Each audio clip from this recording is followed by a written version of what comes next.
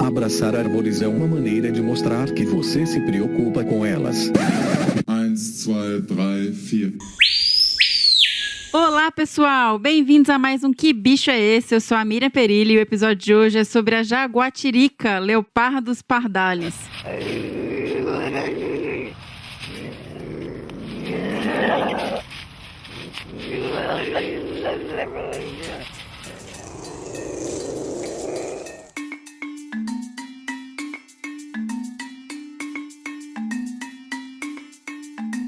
E pra falar com a gente sobre esse gato fascinante, eu conversei com outro gato maravilhoso, sensacional, que é o nosso host do Desabraçando Árvores, o Fernando Lima. Sai daí, gato podre! Antes de seguirmos para esse bate-papo, eu preciso passar para vocês alguns recadinhos e, claro, ler e-mails. Sim, nós recebemos e-mails para esse episódio. Pessoal, eu queria lembrar vocês que o Que Bicho é Esse está em um feed separado. A gente até acabou colocando ele também junto com o Desabraçando Árvores, mas sigam o Que Bicho é Esse no feed separado. Entrem lá no agregador de podcast favorito de vocês. A gente está em todos. Se não tiver, nos avise que a gente coloca lá dentro. Então vai lá, assina, faz avaliação e acompanha para vocês poderem receber as atualizações de episódios novos e tal. E o Que Bicho é Esse? Crianças também está em um feed separado. Então, se você tem interesse em escutar o Que Bicho é Esse Crianças, ou se você quer indicar para alguém que tenha filhos ou sobrinhos ou quem vocês quiserem, assina também o Que Bicho é Esse Crianças separado, ok? E é isso, bora pros e-mails! O primeiro e-mail que a gente recebeu foi da Priscila Salles Gomes, a Pri, queridíssima amiga do Desabraçando Árvores, e ela escreveu: Oi, Miriam, depois de uma vocalização impossível de tartaruga de couro dentro do ovo, acho que essa é um pouco mais fácil. Não tenho história, nem nunca ouvi presencialmente, mas acho que essa vocalização é da jaguatirica, Leopardus pardalis. Até procurei online, mas não estou 100% certa. Foi um pouco por eliminação, risos. Se tiver errado, pode parar o e-mail por aqui. Tá com medo de receber um erro feio, erro rude, né, Pri? Mas queria dizer que estou ansiosa por este episódio. Será o Fernando o especialista entrevistado? Sim! Observando a distribuição dele, aparentemente tem um grande território. Fiquei me perguntando por que ainda não registramos lá na RPPN Estação Veracel. Não? Uai! Com quem elas competem? Alguma sugestão para não termos registros? Será que vou precisar usar meus irmãozinhos pro Que Bicho é Esse, crianças? Um beijo, Pri. Estranho, realmente muito estranho não ter jaguatirica aí. Pode ser alguma falha de detecção, viu? Eu vou dar uma sondada nessas informações, ok? Priscila, você acertou. Você foi a única que acertou. Você arrasou, mandou super bem. Parabéns demais e brigadão por ter escrito pra gente esse e-mail, tá bom? E o segundo e-mail foi do Gabriel Araújo. Esse é meu primeiro e-mail desabraçando e primeira tentativa adivinhando um som do Que Bicho é Esse? Eba, que bom, Gabriel. Vamos lá. Assim que ouvi o som, me lembrei imediatamente das horas da infância que passei vendo documentários sobre vida selvagem. Num deles, fui apresentado a um bichinho muito particular que faz um som demoníaco. A minha aposta, então, é que essa gritaria seja do pequeno e ameaçador Sarcophilus arrhice, o diabo da Tasmânia, nosso querido Taz. Parece mesmo. Queria aqui também deixar meu agradecimento a meu primo e amigo Arthur por ter me apresentado esse podcast maravilhoso. O trabalho de vocês é impecável. Espero muito ter acertado. Hahaha. Gabriel Araújo, Gabriel. Apesar de parecer muito um diabinho da Tasmânia, não é, tá? É uma jaguatirica, coitada. Só uma jaguatirica, mas é uma jaguatirica, essa vocalização, o bicho tá em estresse, tá? Tipo pacing, sabe? Quando fica indo pra um lado pro outro, assim. É uma vocalização de estresse. Seguindo, recebemos e-mail da Marcela Oliveira. Oi, Miriam, tudo bem? Meu chute para o bicho apresentado no episódio 49 é a Irara, Eira Barbara. Já meu esposo chutou para o Açu, Pitécia SP. Bem, esse não foi nada fácil, beijos e um desabraço para todos. Marcela, valeu demais por enviar o e-mail pra gente. Infelizmente, vocês também não acertaram, mas valeu a tentativa. Seguindo, o e-mail da Caroline Gomes, nossa querida Caroline, que tá sempre nos dando apoio aí, nos ajudando no Desabraçando Árvores. A gente tem sempre que agradecer a Caroline aqui, firme e forte, tocando aqui as divulgações, ideias com a gente. Vamos lá. Olá, Miriam. Tá cada vez mais difícil acertar essas vocalizações. Depois das tartarugas dentro dos ovos, não sei nem mais o que pensar. Vou no chute. Trata-se de um chupa-cabra. Capreubero. Acredito na Caroline. E provavelmente deve ser a vocalização do indivíduo que o Rogério mantém no Senap, que inclusive fez uma pequena participação no episódio 6, Fake News. Quando acabar, os malucos somos nós.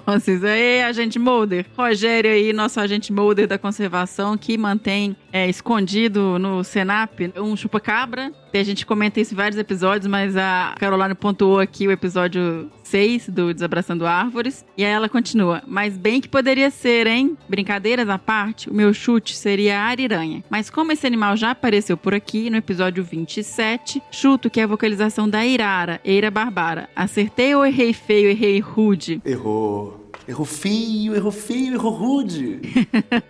Errou. Mas já tiveram 2 votos aqui pra Irara, hein? Não foi a Irara, Caroline, valeu demais. Brigadão por ter escrito pra gente. E se fosse chupa-cabra, a gente não pode confirmar, né? Segredo. Depois a gente teve e-mail do Diego Cavalieri, super parceiro aí do projeto também. E ele escreveu: Olá, Miriam, que bichinho estranho esse. Vou fazer um chute, mas bem de longe, pois realmente não faço ideia do que se trata. Mais uma vez ouvi um som de uma pacarana de nomes Branique e lembrou bem vagamente esse bicho aí. Talvez algum som agonístico. Errou! Provavelmente errei feio, errei rude, mas o que vale é a intenção, né? Sempre, o que vale é a intenção, gente. A gente fica fazendo essas brincadeiras do errou feio, errou rude, mas a gente adora receber e-mails, tá? Não desiste não, manda pra gente aí. Diego, errou feio, errou rude, mas tá valendo. Grande desabraço e vida longa e próspera ao Empório Desabraçando. Mais que bicho é esse? Mais que bicho é esses, crianças? Ihu! Vida longa, valeu demais, Diego. E a gente tem ainda o e-mail do Matheus Reis. Oi, Miriam. Confesso que o barulho do animal me deixou bastante confuso, então eu vou chutar. O bicho da semana é o cachorro do mato vinagre, Speotus venaticus. E provavelmente esse som foi durante a alimentação. Apesar de nunca ter ouvido um cachorro do mato vinagre vocalizar durante a alimentação, eu tomei como base o barulho do diabo da Tasmânia, o Sarcophilus arrisi, que apesar de ser marsupial e viver literalmente do outro lado do mundo, tem tamanho e hábitos bem similares ao do cachorro do mato vinagre. Olha, gente, outro diabo da Tasmânia aqui, ó, outro bichinho repetido, mas não ele, né? Ele só comparou com ele. Não sei se irei acertar, mas o importante é tentar. Sim, continue tentando. Parabéns pelo trabalho e pela iniciativa desse podcast sensacional. Um grande desabraço e vida longa ao Desabraçando Árvores. Não. Brigadíssimo, Matheus. Errou também, mas continue tentando e bora lá. A gente teve ainda o e-mail da Caroline Figueiredo. Querido desabraço, tudo bem com vocês? Primeira vez que tento adivinhar um animal do que bicho é esse. Ainda acho que vocês me gravaram num dia de TPM com fome. Mas brincadeiras à parte, imagino ser um canídeo e chuto um graxaim do campo, Licalopex gymnocerco. Não. Tá todo mundo achando que é um bicho estressado, né? Ou é Carol de TPM com fome, ou o diabo da Tasmânia, tá nesse nível. Independente de ter acertado ou não, adoro vocês. Forte desabraço, Carol Figueiredo. Ô, Carol, a gente que agradece sempre, brigadão por você ter participado intensamente aí, divulgando, participando do grupo. Muito obrigada. Infelizmente você também não acertou, mas continua, uma hora vai. E o último e-mail é do Jonathan Douglas, e ele escreveu: Olá, meu nome é Jonathan, sou professor de Ciências e Biologia no Distrito Federal. Gostaria de dar 4 chutes, vale 4 chutes, gente? Sobre o bicho dessa semana: a raposinha do campo do Cerrado, o cachorro do mato vinagre, o lobo-guará e a doninha amazônica. Passei longe, eu cheguei perto. Não, passou longe, errou feio, errou rude. Mais um aí. Jonathan, mas tá valendo. Pô, mas 4? Aí não vale, né? Mas infelizmente não foi dessa vez. Continue aí escrevendo pra gente que de uma próxima você acerta. Gostaria de elogiar o quadro e sugerir uma versão de curiosidade sobre as plantas, porque muita gente acha que planta é tudo igual. E muito se fala sobre as árvores grandes, mas é bom também falar sobre a importância das plantas pequenas. Acho as plantas e suas diversas adaptações muito sensacionais. Também acho, Jonathan, sou fãzona das plantas, entendo muito pouco, mas amo. Tenho trabalhado um pouquinho com restauração, então tô começando a aprender, mas sei muito pouco. Quem sabe a gente faz um quadro Que Planta é Essa? Pode ser, e a gente está recebendo várias sugestões sobre isso. Um abraço para todos e todas atenciosamente. Pessoal, muitíssimo obrigada por enviar e-mails pra gente. A campeã dessa rodada foi a Priscila Pri Gomes. Valeu demais e bora pro bate-papo.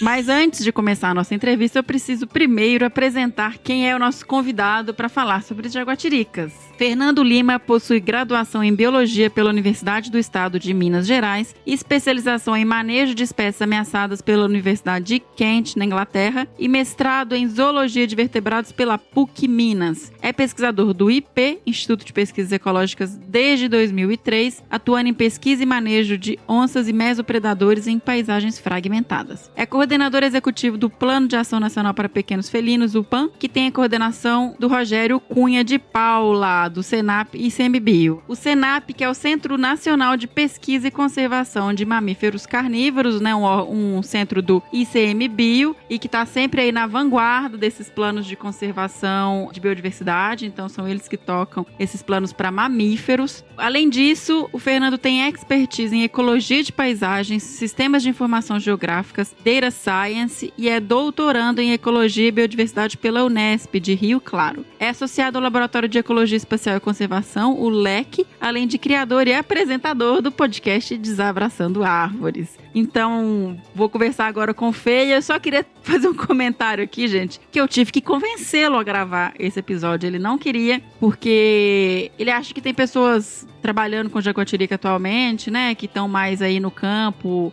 diretamente com os animais. Ele não tem ido mais muito para campo, mas o Fê, ele tem um conhecimento de história natural fantástico. Ele estudou esses bichos muitos anos, ele sabe pra caramba sobre jaguatirica, ele fez mestrado com jaguatirica, ele revisou tudo que existia na literatura sobre o bicho. Então, assim, não tinha outra pessoa pra falar sobre a espécie, e eu insisti, e ele topou, e agora vocês vão poder escutar a nossa conversa na sequência, tá bom? Fê, muitíssimo obrigada, você manda bem demais, e vamos lá!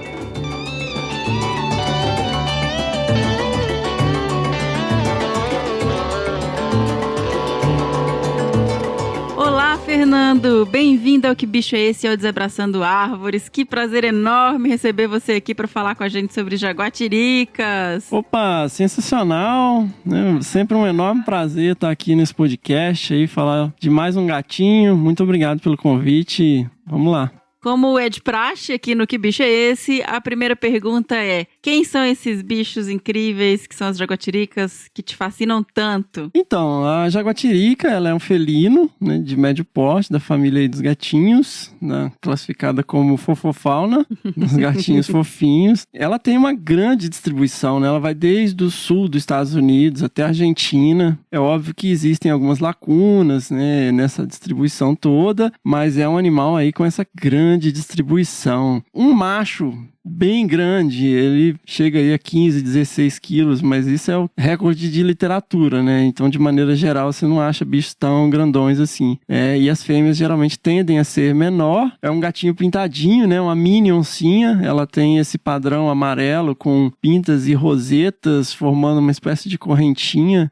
Muito bonito, é um animal belíssimo, né? Muito interessante. E uma coisa curiosa que eu acho que a galera mais nova aí não sabe, né? Porque, na verdade, existiam 10 subespécies de jaguatirica. Eram reconhecidas 10 subespécies de jaguatirica, sendo, no caso do Brasil, eram 2 subespécies, que na bacia amazônica era Leopardos pardalis melanura e Leopardos pardalis mitis. E aí você tinha 2 que estavam na lista de espécies ameaçadas, né? Que era o Leopardos pardalis albescens, que era a subespécie que ocorria no sul do Texas. É engraçado, assim, porque o sul do Texas virou esse último refúgio. Eu tive lá, legal. O pessoal lá tem um projeto de longo prazo com jaguatirica lá, é muito interessante. E o Texas é bem peculiar, assim, né? Nos Estados Unidos, na verdade, assim, você não tem alguns sistemas, como a gente tem no Brasil, de proteção, como, por exemplo, a reserva legal, que na Mata Atlântica você tem que deixar 20% da propriedade como área de floresta nativa, e lá eles não têm isso. Tipo, se o cara quiser limpar a propriedade, como é feito em muitas propriedades aqui no Brasil, mas depois tem que restaurar, enfim. Então, assim, não é muito de praxe ter grandes áreas naturais fora de parques, né? Mas o Texas tem uma tradição, assim, de caça que beira o absurdo, que assim, eles trazem animais da Índia, da África, para soltar, para poder atirar neles com metralhadora. E eles têm, então, essas reservas de caça e as populações de jaguatiricas sobreviveram nessa região, nessas reservas de caça. Uhum. Eu fui lá numa reserva com o pessoal da Texas A&M, lá com o Arturo Casso, o Mike Tellis, né, uns caras que estão lá há muitos anos, há décadas, estudando essas populações de jaguatirica. Mas aí foram realizados estudos moleculares que identificaram, né, 4 grupos principais, mas foi todo mundo trazido de volta à categoria de espécie, então não é mais leopardos, pardalis, ponto, e acabou. Né? Só tem esse bichinho bonitinho aí. Então não tem mais os bichos. É least concern, a IUCN, né? Ou seja, a última das preocupações, e ela não entrou. Não. Ela já esteve na lista brasileira como vulnerável, mas na última revisão ela não entrou. Uma espécie com uma distribuição tão ampla em tantos habitats costuma não ser categorizada como ameaça, né? Depende do número de populações e número de indivíduos, né? Uhum. E tem umas coisas assim, né? Porque aí mostra também, né, o sucesso dessa espécie, né? Alguns historiadores naturais chegam a falar que a jaguatirica é a espécie com melhor desempenho, assim, a forma animal mais sofisticada. Sério, já li isso na literatura, assim. Não com essas palavras exatamente, mas que ela é muito... um animal muito adaptado para diferentes ambientes, né? E é interessante algumas coisas de história natural. Por exemplo, é um bicho que foi extremamente caçado. É isso que eu ia perguntar, porque teve uma pressão enorme, né? Teve uma pressão enorme. Pra pele. E isso é muito louco, porque aí você vê como que a conservação é um negócio muito complexo. Porque em 1962, a Jacqueline Kennedy, esposa do então presidente John Kennedy, ela apareceu em público usando casacos de pele, né? E isso virou um frisson, assim. E entre a década de 60, né, e meados dos anos 80, a jaguatirica foi um dos felinos mais explorados pelo mercado internacional de pele. E aí, assim, tem uns números incríveis, assim. É estimado que mais ou menos 200 mil peles de jaguatirica eram comercializadas anualmente no fim da década. Muito provável que esse número é um pouquinho acima, porque bota tudo que é gato pintado junto, né? Uhum, então você sim. pega aí o gato maracajá, o gato mato pequeno, vai tudo no mesmo panelão. Mas ao mesmo tempo tem uns que não são contabilizados, né? Que são fora do mercado. Então, pra você ter uma ideia, uma pele de jaguatirica podia alcançar um valor de $100. E isso é basicamente 2 vezes o salário mínimo da época. Nossa. Porque aí você pega de 12 a 15 jaguatiricas, mais ou menos, e transforma num casacão de pele que custava $40 mil. Nossa.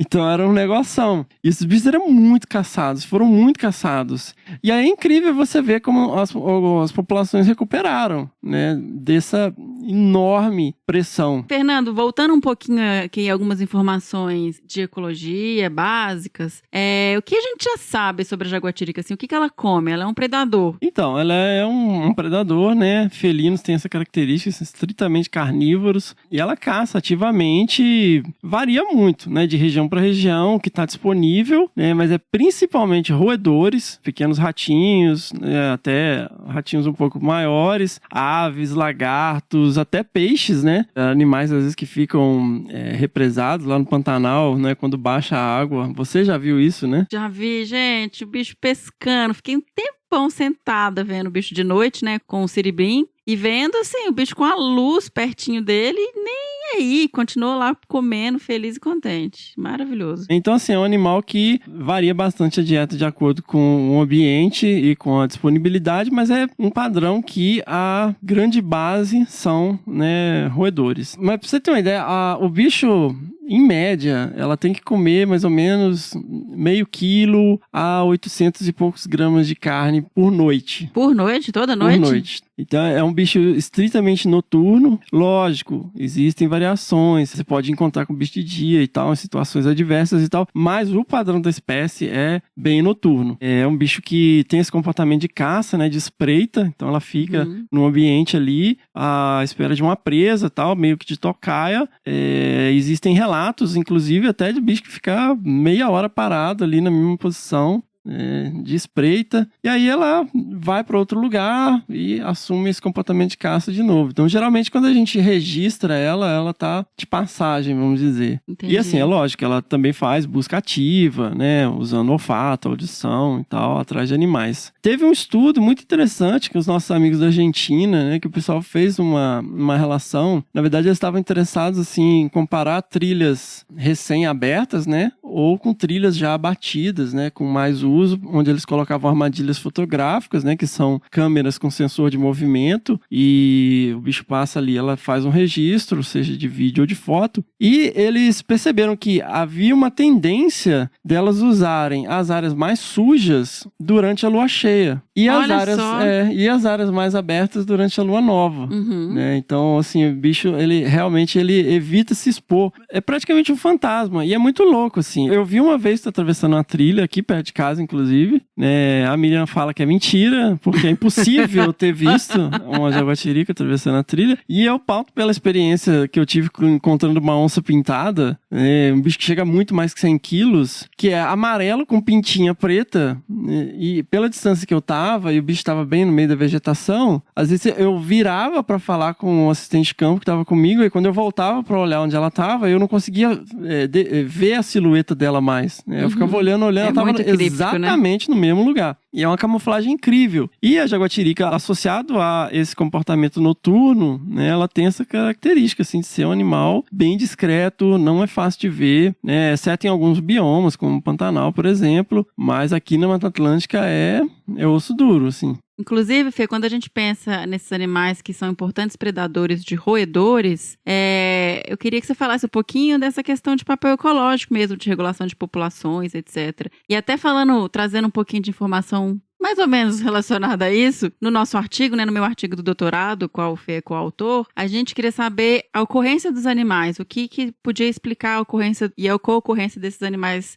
aqui na Mata Atlântica. E a jaguatirica foi um bicho que ocorreu muito mais do que esperado na área de borda. E a gente imagina que isso seja pela questão de uma maior abundância de roedores nessas bordas. Então fala um pouquinho pra gente dessa relação ecológica, assim, de se comer muitos roedores e o papel que isso pode ter no sistema todo, no ecossistema. Então, o ser humano domesticou o gato assim, né? Era interessante você ter gatos, porque eles mantinham roedores longe dos silos, né? E dos lugares que você armazenava alimentos. Então, assim, a nossa relação com os gatos, que hoje são esses bichos gordos que ficam aí pela casa, comendo a ração, começou como uma relação estritamente funcional, né? Vamos dizer. Então, é sempre aquela coisa, o gato de sítio é um bicho praticamente feral, né? Que é um bicho que cuida lá do paiol. Então, não só a jaguatirica, mas outros felinos de médio e pequeno porte, eles têm essa característica, né, de controlar populações de roedores, né? E essa questão, né, principalmente nessa área que você mostrou que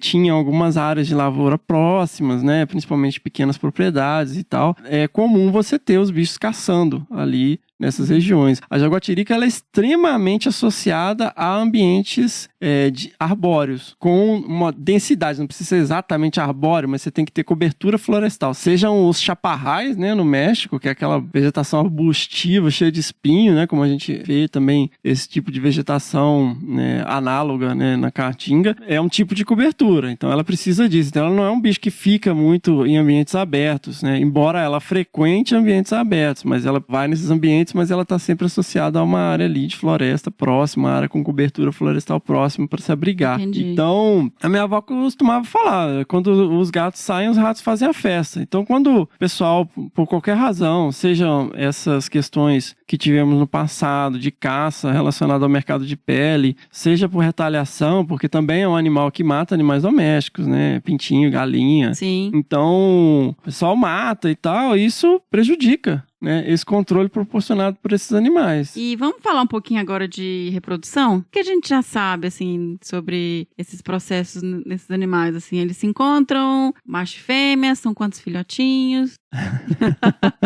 O Fê é um apaixonado por gato, então eu vou perguntar tudo pra ele. Nossa senhora, que responsabilidade. E, gente, é tão lindinho quando a gente pega a armadilha fotográfica e tá lá a fêmea com os filhotinhos atrás. São as fotos mais fofas que existem. Então, a reprodução, assim, varia. Historicamente, ele segue um pouco alguns ciclos naturais, né? Quando os dias começam a ficar mais longos, começa a esquentar e tal, e aí os bichos começam a ficar mais animadinhos, né? Então, a maturidade sexual começa a acontecer aí, né, lá pelos 2 anos de idade, e quando a fêmea tá no cio, né, eles têm várias cópulas por dia, varia de 5, 10 cópulas por dia, que negócio rapidinho, tuf, tuf. E... e os bichos começam a nascer por aí, varia, né? Bastante, sim, mas esse período começa a nascer os filhotinhos, período mais quente e tal. E nasce aí, raramente 2, né? Pode chegar a mais que isso, né? 3, 4, muito raramente, né? Mas a ninhada aí é 1 ou 2, mais pra 1. E é engraçado porque a fêmea, ela tem 4 mamilos ao invés de 8. Ah, é? O que sugere, né, que esse seria até um limite máximo. Porque se nascer 5, eu acho que não Tem vira, um que né? não vai rolar. E aí a mãe fica, né, com um período de lactação relativamente longo, aí, de 3, pode chegar até 9 meses. Uhum. E os bichos começam a andar aí com umas 3 semanas. E eles começam a deixar a toca e começam a acompanhar um pouco mais a mãe com 4 a 6 semanas e começam a comer mesmo aí com umas 8 semanas. Uhum. E ele fica, né, até 1 ano de idade, ainda fica ali com a mãe e tal. Uhum. É engraçado porque um padrão, né, muito comum que a gente encontrou nos trabalhos que eu fiz e é corroborado pela literatura, né, quando você, principalmente paisagens fragmentadas, o que a gente encontrou era assim, você tinha um fragmento, sei lá, de entre 1.000 e 2.000 hectares, você tem um macho dominante, que é aquele bicho maior, mais velho e tal, ele anda o fragmento inteiro, e aí você tem 2 ou 3 fêmeas dentro desse território, elas têm alguma sobreposição, né? Uhum. Esse macho, ele é dominante aí com essas fêmeas, e alguns indivíduos jovens, que provavelmente aparentados, né, com esses animais, então eles são tolerados até eles atingirem a maturidade, e aí eles têm que ir atrás do seu território. Tá. Ou eles vão dispersar pela paisagem, vai procurar outro fragmento e tal, e aí é onde acontece a grande taxa de mortalidade, os bichos começam, não tem território de caça ainda, acaba entrando em sítios e chácaras e fazendas e tal, e entra em contato com o ser humano, estradas. Eu tive vários animais que eu peguei, eram sempre jovens, a maioria, né, eram jovens machos atropelados com muito pouco conteúdo estomacal. Né? Então você Isso vê que indica que o bicho tá dispersando. uns bichos dispersando e tal. E a outra questão também é que pode haver uma substituição, né? Um recrutamento, ou seja, o animal mais jovem, ele acaba tomando o território de um animal já que tá velho, doente. Pulsando ele. Ou ele expulsa do território e tal, né? E isso acontece, é óbvio, né? Chega um momento e que isso é derradeiro e tal. É interessante, tem um trabalho que a Emmons fez no Peru e ela descreve um processo de tomada de território com fêmeas ao longo de 4 meses, assim, é muito interessante, muito bonito. E, Fernando, você mencionou aí a questão dos animais dispersando e os riscos de atropelamento. Eu me lembro bem de quando você entrevistou a Fernanda Abra no episódio 15 do Desabraçando, e onde ela falou pra você qual é a estimativa de jaguatiricas atropeladas. E que você comentou que esse número era um número aproximado que vocês estimaram como a população do Parque Estadual do Morro do Diabo inteira, que você estudou no seu mestrado. Então esse é realmente um impacto muito significativo, né, para as jaguatiricas. É absurdo, assim, quando ela me falou esses números, né, eu fiquei assim, nossa, não é possível, porque essas unidades de conservação, Parque Estadual do Rio Doce, a Parque Estadual da Serra do Brigadeiro, Parque Estadual do Morro do Diabo e o Parque Nacional do Iguaçu, no Brasil, são o que é conhecido como a Mata Atlântica do interior. Então ela tem uma série de características um pouco diferentes dessa Mata Atlântica da costa Costeira, mesmo, né? uhum. Então, assim, se você pegar, são as maiores populações de jaguatirica que a gente tem nesse tipo de ecossistema. E no Parque Estadual do Morro do Diabo, a gente estimou o tamanho da população de jaguatiricas, né? Na época o Anael estimou, a minha estimativa foi um pouco maior, mas na época o Anael estimou em torno de 110 indivíduos. Eu refiz essas análises, mas enfim. E o número de animais que morrem todo ano só no estado de São Paulo atropelados de jaguatirica é o número de bichos que tem lá no Morro do Diabo, todo ano. É uma população inteira indo embora. População inteira indo embora. É um sumidouro mesmo, é absurdo. Só pra você ter uma ideia nessa questão de como que os bichos andam na paisagem, teve um animal que foi capturado num sítio, né? Foi pego num galinheiro e a Polícia Ambiental chamou a nossa equipe. Nessa época, o Anael Jacob era o coordenador do projeto. A gente colocou um rádio VHF e esse bicho foi feito um experimento. A gente colocou ele no Parque Estadual do Morro do Diabo. E depois de alguns dias, né, de monitoramento, o bicho simplesmente desapareceu. Desapareceu, não tinha mais sinal dele. E nessa época, como também tinha o monitoramento das onças pintadas e o monitoramento por VHF era feito com sobrevoo, a gente pegou o sinal dele. E ele estava de volta na mesma área aonde ele tinha sido capturado. E essa área fica a 30 quilômetros em linha reta da área que ele foi solto. Esses bichos têm filopatria muito forte. É, a questão de filopatria, né, que é a fidelidade de sítio, né, o bicho fica lá no seu território, mas também você vê a capacidade de orientação, Sim, em primeiro lugar, que é interessantíssima. absurdo. Uhum. E a outra é essa capacidade de atravessar uma paisagem extremamente antropizada. Sim, e você falando isso, você me lembrou de outra questão, Fê, que eu acho interessante você comentar um pouquinho. Na verdade, eu vou fazer duas perguntas juntas. Uma é que você está falando de telemetria, você chegou a comentar sobre câmeras, você fez seu mestrado com isso, então eu queria que você falasse um pouquinho pra gente de quais são as formas de estudar as jaguatiricas, né? A gente tem uma gama de formas dependendo de qual a pergunta do estudo. E também, uma questão que você sempre falou comigo e que eu já tô convencida e que eu acho fantástico, é a questão de usar a jaguatirica como detetive da paisagem. Usar a jaguatirica ao invés de usar um grande predador que precisa, né, de áreas maiores, com qualidade maior, usar a jaguatirica em paisagens fragmentadas como indicativo de qualidade e de manejo dessa paisagem. Então, duas perguntas grandes juntas aí pra gente discutir um pouquinho sobre isso. Então, o método é um método basicão, né? É assim, é engraçado, porque todo mundo já quer trabalhar, eu quero capturar jaguatirica, quero trabalhar com armadilha fotográfica e tal, mas você pode colocar isso aí dentro de uma escala, por exemplo. Depende muito da pergunta que você quer responder, né? Porque muitas vezes a pessoa quer só abraçar a jaguatirica, né? Então, na verdade, a gente tá respondendo questões ecológicas. E em qualquer tipo de mamífero de médio e grande porte, você tem essa escala, né? Você pode começar com vestígios, né? Por abundância relativa, o número de vestígios por esforço amostral, ou seja, se você anda 10 quilômetros, quantas pegadas você viu, quantos cocôs, que é uma coisa muito importante, galera. Para quem quer trabalhar com esses bichinhos que são super difíceis de ver, é o seguinte, ou você vai para Pantanal,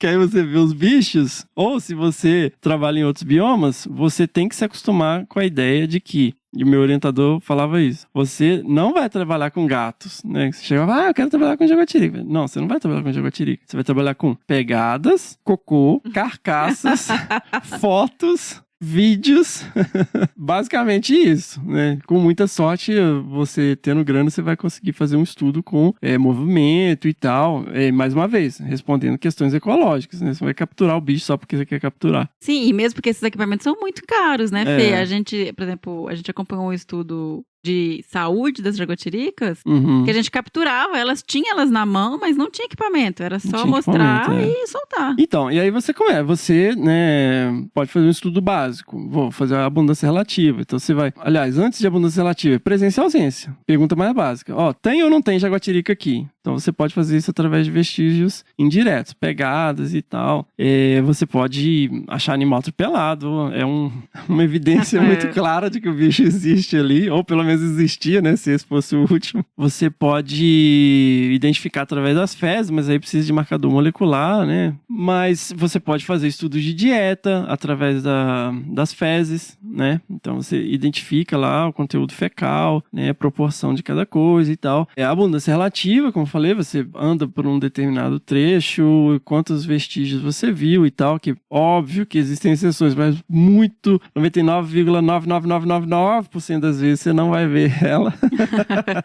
E armadilhas fotográficas, que mais uma vez são essas câmeras adaptadas com sensor de movimento e ou calor, que você amarra em pontos estratégicos e o bicho passa ali. E o interessante da jaguatirica é que ela tem esse padrão de pelagem que é igual a uma impressão digital, né? Não existem dois indivíduos idênticos. Então você compara, você pega uma foto ou um vídeo e compara, você consegue dizer se é o mesmo animal ou não. E com isso você consegue usar alguns modelos matemáticos para estimar o número de animais que tem ali naquele fragmento ou naquela área ali onde você está monitorando os bichos. É lógico, tem estudos de dieta, de genética, parasitologia, doenças, zoonoses e tal, e estudos com monitoramento, né, que você captura um animal, e óbvio, sempre nas capturas a gente tenta aproveitar o máximo daquele evento, então coleta amostras biológicas, né, coleta amostras de sangue, amostras de tecido, suave, parasitas, né, se encontrar, né, e aí você tem esses estudos com telemetria. Antigamente a gente usava VHF, mas hoje você tem colares que cabem na Jaguatirica que coletam dados de GPS e depois você vai lá e faz download ou recupera, né, o equipamento.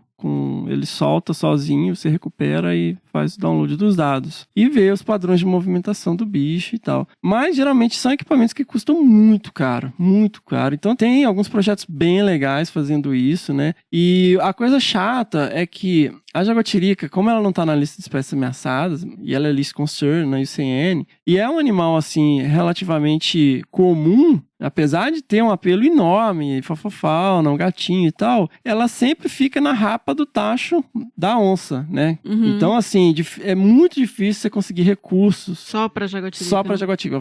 Projeto Jaguatirica, né? Um grande abraço aí, galera do Instituto Procarnívoro, Projeto Jaguatirica. Uhum. Mas é super difícil, não só pra Jaguatirica, mas para esses outros gatos pequenos, por mais carismáticos que eles sejam, eles são animais que, assim, que estão sempre na rapa do tacho, né? A onça pintada não tô desmerecendo, gente, é lógico.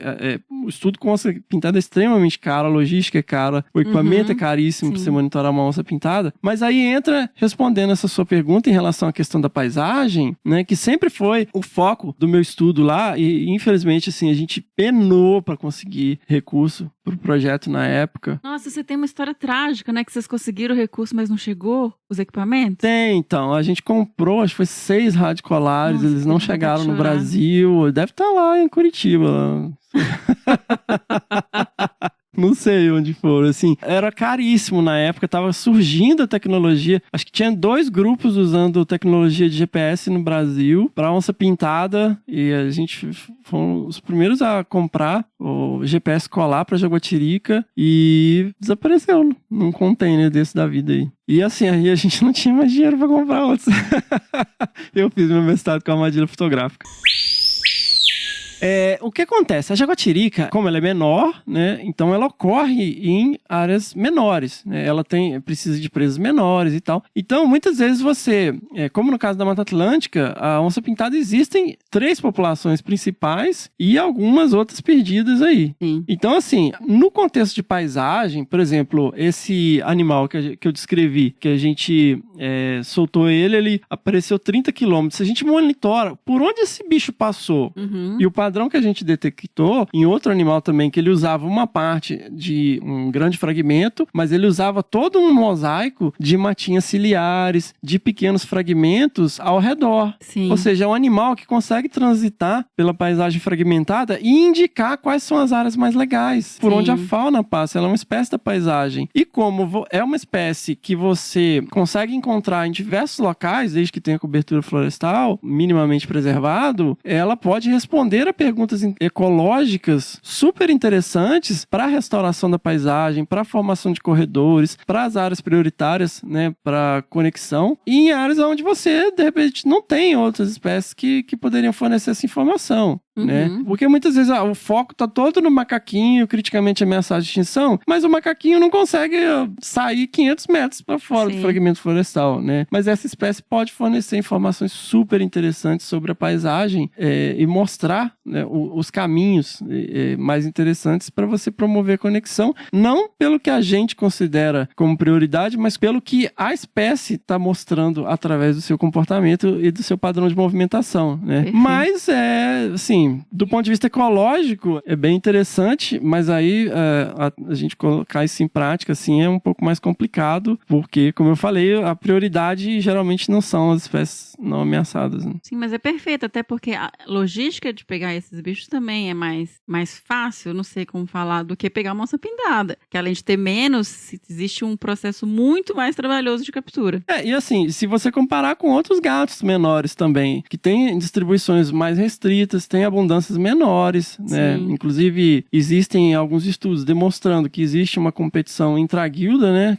Ou seja, entre espécies da mesma guilda, no caso, entre esses carnívoros, né? Mostrando a influência da jaguatirica, uma influência negativa da mesma forma que a gente tem na cascata, né? Os bichos que estão acima dela e tal. Então, é um animal que serviria como um bom modelo, né? Uma espécie da paisagem para poder responder essas questões ecológicas. Ó, gente, quem tiver afim aí de financiar um estudo com jaguatirica, a gente aceita, tá?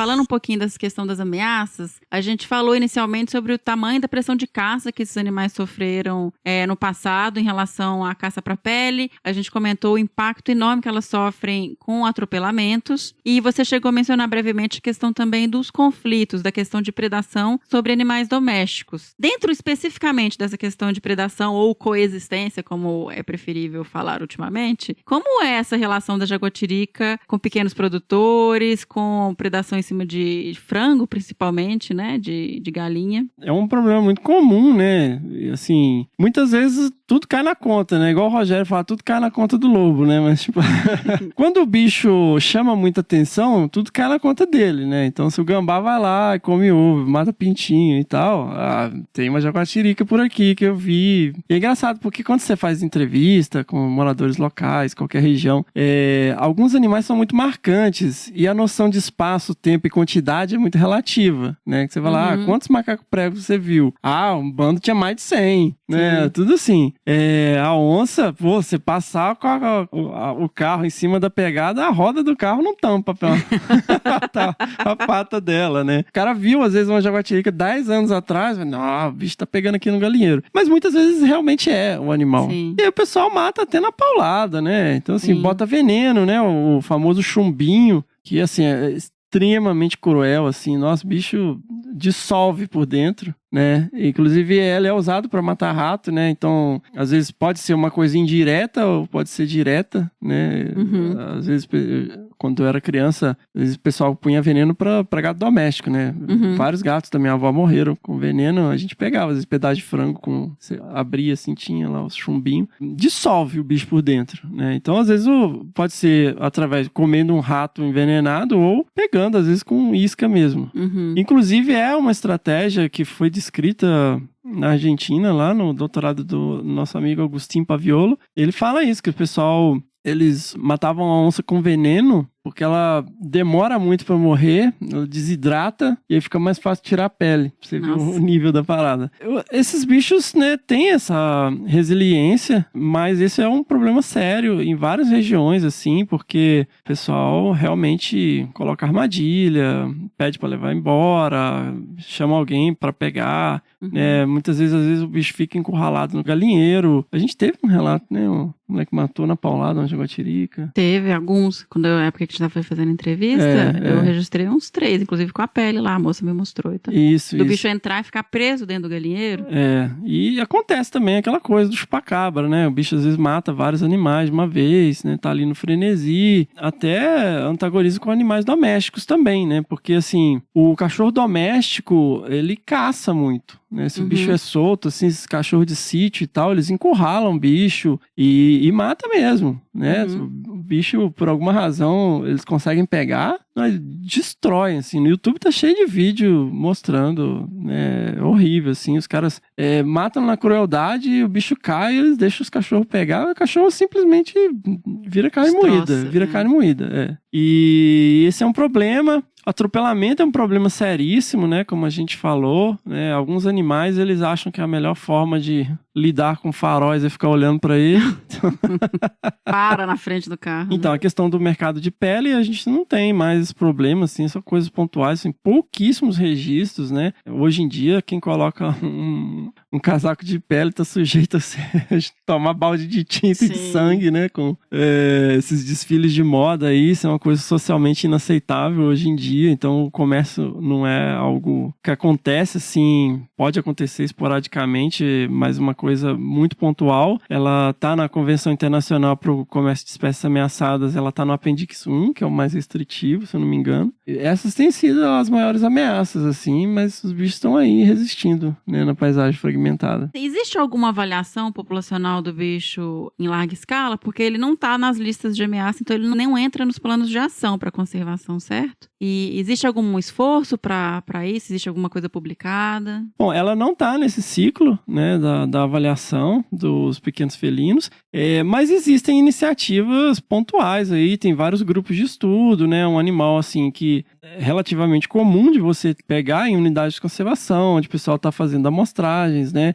e existem algumas iniciativas mais focadas na espécie, né, porque, assim, historicamente, era muito de tabela. Tipo assim, o pessoal fez uma amostragem de onça pintada. Pô, olha tanto de registro que tem de jaguatirica. E aí faz um jiu-jitsu com a estatística, né? Porque o desenho amostral não foi pra jaguatirica, né? O bicho tem área de vida menor do que onça pintada. Mas faz um jiu-jitsu lá e adapta e tal. E acaba tendo essas iniciativas regionais, né? Você tem estudos na Caatinga. Um grande abraço aí pro nosso amigo Paulo Henrique Marinho, lá na Caatinga. Tem estudos sendo feitos na Amazônia, estudos sendo feitos no Pantanal, na Mata Atlântica. O pessoal lá de Misiones, na Argentina, foca bastante. Um beijo aí para nossa querida Tirica, a Paula Cruz. Eu não sei, é óbvio que elas não ouvem, né? Porque elas nunca entenderam nada que eu falo. Vamos a hacer uma versão. Não vamos, sinto muito. Faço em alemão, mas não consigo fazer em espanhol. E Fê, falando só mais um pouquinho das questões ecológicas, existe uma teoria que talvez seja melhor você explicar um pouquinho antes de responder, que é a da liberação dos mesopredadores, né? Você chegou até a comentar brevemente, que é isso, quando você tira um predador de topo que controla a população desses gatos, como a jaguatirica, isso tem um efeito nessas populações. E a jaguatirica também tem um efeito nas populações dos outros gatos, né? Você quer explicar isso um pouquinho pra gente? Eu sou apaixonada, você também, com essas questões tróficas e essas questões todas de cascatas e papéis ecológicos das espécies, sendo chave ou não. Então, você fala um pouquinho disso? Explica para os nossos ouvintes? Então, a liberação do médio predador, ou mesopredator release, ele não é um fenômeno exclusivo de mamíferos, né? Sim. Isso é uma coisa que está demonstrada em basicamente qualquer cadeia trófica, né? Isso tem com escorpiões, aranhas, tubarões. Nem sistemas menos complexos, isso é relativamente simples de demonstrar, né? Existem algumas teorias muito bem estabelecidas, relação em triângulo, relação linear e tal. Só que aqui a gente tem muitas espécies de mesopredadores, né? Você vai num fragmento florestal de Mata Atlântica e você tem lá jaguatirica, você tem jaguarundi, você tem irara, tem coati, tem macaco-prego que entra nesse panelão também, cachorro do mato, né? Cachorro doméstico, que também é um mesopredator. Ele se comporta como um predador de médio porte. E aí é difícil isolar as variáveis dentro desse sistema, né? Então, assim, o estudo tem que ser muito bem elaborado e tal, levar em consideração muita coisa. Então, é bem difícil de você demonstrar isso, mas, né, a gente tem inferências, né, de que isso está acontecendo, sim, porque, né, você pega aí o grande predador da Mata Atlântica, ele está praticamente extinto em grande parte do bioma. Você tem algumas populações muito pequenas que não são viáveis no longo prazo e 3, né, grandes núcleos aí na Mata Atlântica. Então, isso tem um efeito ecológico, né? Então, vários núcleos, vários grupos de pesquisa têm feito um esforço tentando entender essas questões. Se existe realmente a liberação, né? Ou seja, quando você tirou esses caras, os predadores de médio porte se tornam os predadores de topo, dominam aquele ambiente ali, e isso tem consequências para baixo. E existem alguns estudos que sugerem que há uma influência negativa, antagonística, da jaguatirica com as espécies de gatos menores, né, onde eles ocorrem, aonde você tem mais de uma espécie ocorrendo no mesmo fragmento ou na mesma área ali. E o que acontece? É importante também ressaltar que esse tipo de fenômeno é muito difícil de detectar, porque muitas vezes as respostas são comportamentais. Então, por exemplo, vamos colocar aí, não quer dizer que numa área onde você tem onça pintada, você vai ter menos jaguatirica. Elas não vão estar no mesmo lugar ao mesmo tempo. Então, você tem uma resposta comportamental, né? O bicho pode usar áreas mais densas, ele pode evitar certas áreas onde tem a maior marcação de território, maior ocorrência daqueles indivíduos da espécie maior. Então, existem respostas que não são exatamente antagonísticas no sentido de, tipo assim, essa espécie elimina aquela por competição direta, ou seja, atacando, ou através de competição de recursos. Mas ela pode simplesmente ser uma resposta comportamental. Então, são fenômenos que, para serem detectados, eles têm que ser muito evidentes. Então, assim, mesmo que uma área de floresta você tenha jaguatiricas, por exemplo, um fragmento de 2.000 hectares, você tem 5, 6 bichos, sabe? Sim. Se muito, se isso. Às vezes nem isso tudo. E os bichos acabam, às vezes, saindo ali na área de borda e tal, frequentando matinhas ciliares em volta. Então, para você estimar o número de indivíduos é super difícil. E aí, aí entrando nessa parte mais matemática, mas os intervalos de confiança são gigantescos. Então, você não consegue, por exemplo, você vai lá hoje e, a minha estimativa é de, sei lá, vamos chutar, 5 animais, 10 animais. Com uma margem de erro de 5.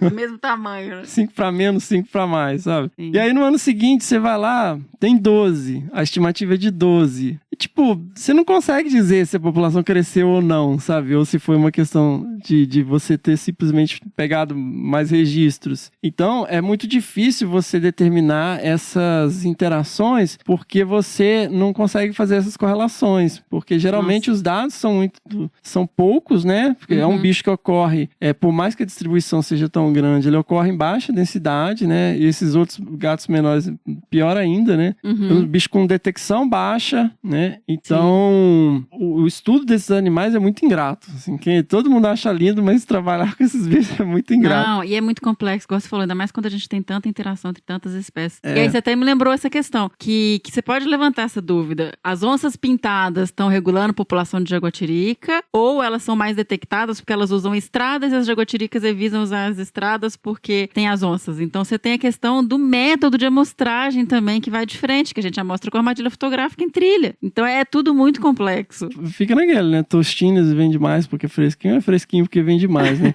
E aí você cai também na outra questão, porque para entender essas interações, você começa a ter que entender certas questões relacionadas a animais que ninguém tá nem aí. Você vai procurar o que se sabe sobre irara. Sim. O que se sabe sobre coati? Os gatinhos menores. Agora a gente tá gato conseguindo... morisco, coitado. Sabe? Então, assim, são espécies que são pouquíssimo estudadas, né? O que é super louco, porque são espécies que são mais fáceis de ser estudadas porque elas ocorrem em ambientes, né, com um certo grau de perturbação antrópica. Elas ocorrem em áreas que são menores, unidades de conservação menores, fragmentos menores. No entanto, a gente está sempre coletando informação das mesmas espécies, Então, assim, para entender esses fenômenos, a gente precisa de informação desses outros bichinhos, né? Sim, sim. E eu comecei a focar muito mais nesses caras, né? Nos bichos menores, nos bichos feios, né? Que não são feios, né? São fofinhos, mas mas ninguém tá nem aí. Sim. Por isso, sabe? Falei, cara, para entender essas questões, a gente precisa de olhar para uma série de outras espécies que não estão sendo estudadas. Então não adianta você saber tudo sobre onça pintada, sabe? Tudo sobre onça-pardas, sabe? A gente não pode reclamar que a gente sabe muita coisa de jaguatirica, mas você não vai entender esses fenômenos se a gente não souber mais das outras espécies. Inclusive das presas, né? E das presas, né? Mas assim, a gente comenta no mundo ideal, tá, gente? Todo mundo sabe as dificuldades logísticas que existem em fazer pesquisas com muitos grupos. E por isso a gente sempre comenta aqui, o Fernando tá sempre batendo nessa tecla, que projetos de longo prazo, projetos de conservação, programas não são feitos em um único trabalho. Você precisa de uma rede que se complementa. Exato. Então, assim, a gente tem que pensar mais nos organismos como formas pra gente responder questões ecológicas interessantes ao invés de focar, né, em abraçar o bicho, sabe? Ai, meu sonho é trabalhar com onça, meu sonho é trabalhar com jaguatirica, né? Então, galera, vamos focar aí nesses bichinhos menores, sabe? Bichos super interessantes, né? A jaguatirica, a gente tem alguns grupos bem legais trabalhando com o bicho aqui no Brasil. Eu tô aqui falando, mas muito mais do meu conhecimento de história natural, mas tem um tempo assim que eu não foco exatamente a minha pesquisa com a jaguatirica. Eu trabalhei durante muitos anos, né, na região ali do Alto Paraná com o bicho, mas agora, né, a gente tá um pouco afastado do campo, mas a Santo de Casa ainda faz milagre, né? A gente tem... a gente ainda brilha o olhinho aí quando fala, né? A gente ainda sabe umas coisinhas, eu ainda tô analisando vários dados, né? Tem umas coisas muito interessantes, bichos que a gente registrou jovem num ano e lá 4 anos depois a gente tá registrando bicho com filhotinho e tal. Muito legal, assim. Muita coisa interessante aparecendo aí. E Fê, já que eu falei de brilhar os olhos aí, quando você fala das jaguatiricas, eu tô vendo aqui, conversando com você, vendo seu braço. Não sei se as pessoas sabem que você tem uma tatuagem com um símbolo que representa a jaguatirica, o Ocelotlum, que fala? Na verdade, não representa a jaguatirica. O nome da jaguatirica em inglês é Ocelot. Ah, não? Achei que representava. É a moncinha? Não, então, ela não é uma oncinha, na verdade. O que acontece? Na cultura asteca, você tinha 2 tropas de elite, assim, um grupo de operações especiais das forças, do que seria equivalente às forças armadas astecas, né? Que eram 2 grupos de guerreiros, eram os Ocelotlu e os outros eram os Cuautli. Eu não consigo falar esse nome. Eu custei, quando eu fui no México, que eu perguntei, como que pronuncia isso aqui? O Ocelotlu. Esse TL é muito esquisito. Então, eram os guerreiros jaguar e os guerreiros águia, né? Então, assim, tem toda uma simbologia e tal. Eles tinham um treinamento super rigoroso, diferente e tal. E esse aqui seria um dos símbolos, né, desse grupo que eu tatuei. Na verdade, não tem nada a ver com a jaguatirica, a não ser dessa semelhança com o nome em inglês, né? Foi mal, galera. A hora que eu usava esse símbolo pra encerrar os meus documentos quando eu tava no mestrado. É bem legal, mas é bem legal a história, assim, dessa simbologia. Acho que a gente cobriu a maior parte das informações que cabem dentro de um episódio de podcast, né, pra falar sobre as jaguatiricas. Queria agora que pra gente encerrar, assim, você falasse um pouquinho pra moçada que escuta a gente aí do potencial ainda que se existe de estudar esses animais. Você acabou de falar dessa questão da complexidade, dos desafios, né, de se saber mais sobre essas populações e dos outros gatos menores também, que são muito pouco estudados. Só pra gente encerrar, manda uma mensagem pra essa moçada que tá começando e que quer sempre estudar onça, pra elas olharem também pra esses bichos tão encantadores e um pouco menores. Mas você já falou tudo, né? Falei nada, vai. Então, galera, a gente tem que sempre pensar que a gente tá sempre respondendo questões ecológicas. A gente não trabalha com o bicho pelo bicho, né? Ah, porque eu amo o bicho, eu amo a jaguatirica, eu amo o lobo-guará, eu amo a onça pintada, né? Porque se for assim também, a gente vive discutindo isso aqui, inclusive a gente tem um episódio temático só sobre isso, sobre a questão da conservação de animais feios, né? Tipo, quando a gente falou da Sociedade para a Preservação dos Animais Feios, e a coisa da fofofauna e tal. Então, assim, a gente precisa pensar, né, nos organismos, não só em relação à questão da beleza, da atraência deles, de como eles chamam a atenção, embora isso tenha um apelo muito maior, né? Mas pensar também o que realmente você quer saber, né? Você quer só ver uma jaguatirica na natureza? Você só quer ver uma onça pintada na natureza? Quer ver uma onça parda na natureza? Quer ver o lobo? Quer ver o tamanduá? Ou você quer entender, né, melhor questões ecológicas associadas a esses animais e contribuir para a conservação dessas espécies, né? Porque muitas vezes não é o bicho bacaninha, bonitinho e tal que vai te fornecer as informações necessárias, né? Porque às vezes você, através dos estudos realizados com uma espécie, você pode estar contribuindo, né, para a preservação de outras. Você tem ali corredores baseados no deslocamento e movimentação desses predadores, você está beneficiando populações de primatas e de outras espécies, né? Então, eu faço esse apelo, assim, a gente tem que se perguntar, sabe? Porque aí você vê, a galera vai fazer biologia achando, pô, eu gosto de acampar, eu gosto de bicho, né? Eu gosto de pegar cobra, ou eu gosto de, sabe, pegar... Meu sonho é nadar com onça, sabe? Mergulhar com mamíferos marinhos. Ups. Mergulhar com baleias, sabe? Mas você vai ter que estudar meiose, você vai ter que estudar mitose, sabe? Estatística. Muita estatística, né? O biólogo é um cientista e ele precisa de muitas ferramentas matemáticas para entender as questões que a gente está respondendo. Então, assim, é muito importante refletir sobre essas questões, né? Porque se você quer só abraçar a oncinha e tal, vai fazer outra coisa, sei lá, vai fazer medicina veterinária. Não tô falando que o pessoal da medicina veterinária desfazendo de forma alguma, pelo contrário, depois que eu entendi realmente que o pessoal da medicina veterinária de Silvestres faz, eu falei, pô, eu fiz a profissão errada, né? Porque essa galera que vai ter um contato direto com o bicho, pelas características inerentes, né? Eles precisam de ter contato direto com o bicho para poder. Então, você vai participar da captura, você precisa de um veterinário, coleta de amostra biológica, trabalhar em centros de criadouros conservacionistas, trabalhar em zoológicos. Então, se você quer só abraçar o bicho, vai para essa área. Mas, para responder questões ecológicas, a gente tem que olhar para as espécies que talvez não sejam tão atraentes, mas são as espécies que vão responder questões interessantes. No caso dos gatinhos, né, a gente não tem esse problema, porque eles são fofinhos, é só que é mais difícil conseguir grana para eles. Perfeito. Então é isso, gente. Fê, muitíssimo obrigada por ter topado gravar o Que Bicho é Esse, falar um pouquinho sobre a jaguatirica. Mas antes de despedir, eu preciso fazer aqui uma fala em homenagem ao Fernando, porque quem nos acompanha sabe que ontem nós comemoramos 2 anos de podcast. E esse podcast, de fato, não existiria e não persistiria se não fosse o esforço hercúleo do Fernando para manter isso funcionando. Então, Fê, parabéns pela sua dedicação. Você é o mentor principal do Desabraçando. E vamos que vamos tocar isso sem desistir, sem desanimar, pensando sempre no copo aí meio cheio, com tanto elogio que a gente tem recebido, com tanta troca, com tanta gente se inspirando com as histórias que a gente divulga, conhecendo mais sobre a nossa biodiversidade. Então eu acho que realmente a gente está fazendo um trabalho muito bonito e eu só tenho a agradecer e falar aqui que eu te amo, meu amor. Nossa!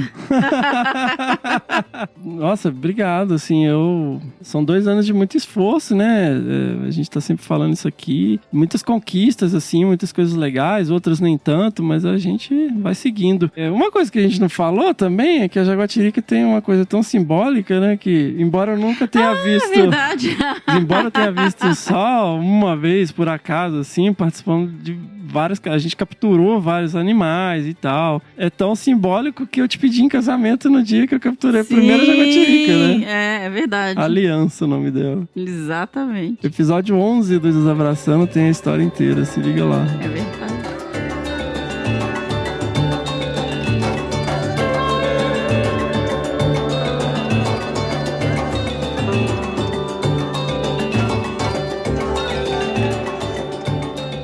E esse foi o Que Bicho é Esse? Sobre jaguatiricas, com o lindo, maravilhoso Fernando Lima. Fê é incrível, ele sabe muito, espero que vocês tenham gostado tanto quanto eu. E antes da gente fechar aqui o episódio, eu queria trazer mais alguns lembretes.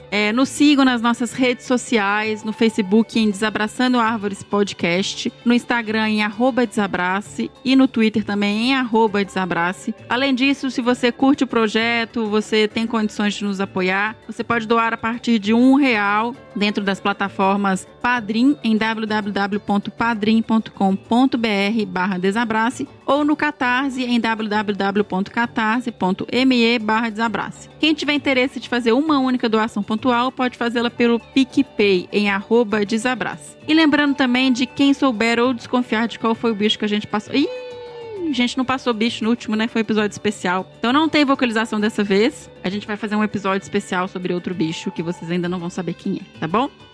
Outro comentário aqui, gente. Eu tô realmente muito abalada e com o coração partido e acredito que todo mundo que tá entendendo o que tem acontecido no Pantanal e na Amazônia tá também. Eu tive o grande privilégio de morar 2 anos no Pantanal, numa fazenda lá a 70 quilômetros da primeira padaria, e é um dos meus lugares favoritos no mundo, e eu acho que só quem foi até lá e conheceu sabe da maravilha que é de vida pulsando, que é o Pantanal, de biodiversidade, e ver ele queimando é uma dor gigante, sabe? Então, vendo as imagens, eu tenho até dificuldade de ver as imagens, mas elas têm que ser passadas, elas têm que ser divulgadas para as pessoas entenderem a gravidade de tudo que está acontecendo. E a mesma coisa vale para a Amazônia. Então, eu queria fazer um apelo aqui, se tiver qualquer coisa que nós aqui do Desabraçando Árvores possamos fazer, mesmo que seja alguma ação minúscula para apoiar no enfrentamento dessa tragédia, a gente disponibiliza esse canal aqui para fazer o que for preciso, tá bom? Qualquer coisinha, qualquer divulgação, qualquer pedido de apoio ou de falar sobre o tema, de levar isso para as pessoas do que está acontecendo aí. Então, se a gente puder ajudar de alguma forma, por favor, entre em contato conosco. E é isso. Quem puder ainda e tiver condições, fica em casa. E até o próximo Que Bicho é Esse? Abraço!